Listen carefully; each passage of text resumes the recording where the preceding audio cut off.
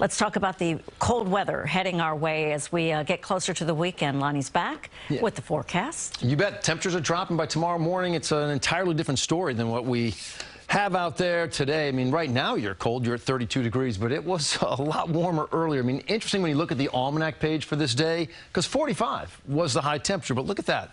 12:51, almost 1 o'clock in the morning. Now, you actually held on to some of that heat as you got into the early morning and the precipitation kicked in. So it kicks in initially as rain, and as temperatures dropped down to the 32-degree mark, it turned over to some snow. Not a lot of snow, but you had some out there. Overnight tonight, we're down to 13. The winds are gusting at times, 20, maybe 25 miles per hour. So it's going to give you a wind chill. Now, the air mass itself is cold enough without any wind. I mean, there's your 13 like I talked about in the city, but, I mean, a 1, that's a thermometer reading in Monticello, 7 Poughkeepsie, 8 Mahopac. Now factor in that wind, and it feels like 5 below in New York City. All right, 13 on the thermometer, feeling like 5 below, feeling like 12 below Poughkeepsie, 17 below in Monticello, 12 below Danbury, Connecticut. It's a cold start to your day.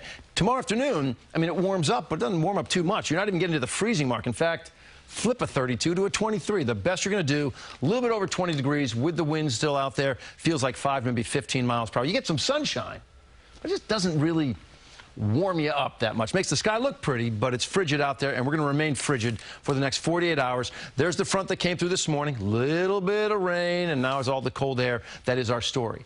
Now, speaking of our story, a lot of folks talking about what about the chances for a Saturday storm. Here's the low-pressure system that we're watching.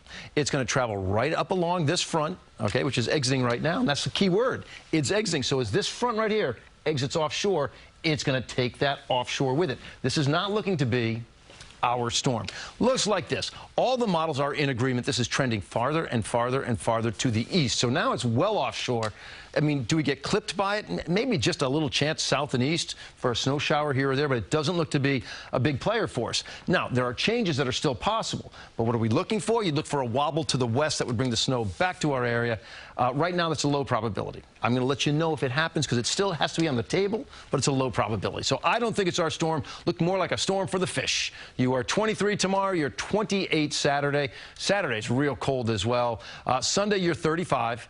And then the next chance for some precipitation looks to be on Tuesday. Morning low of 32. Could start with some snow. Going up to 40 would change over to rain. But right now, it's not looking like a major system. I'll try to keep an eye on everything for you. Cold after that. Dana, it's all yours. So I'm just, yes, that, and then there's that. All good.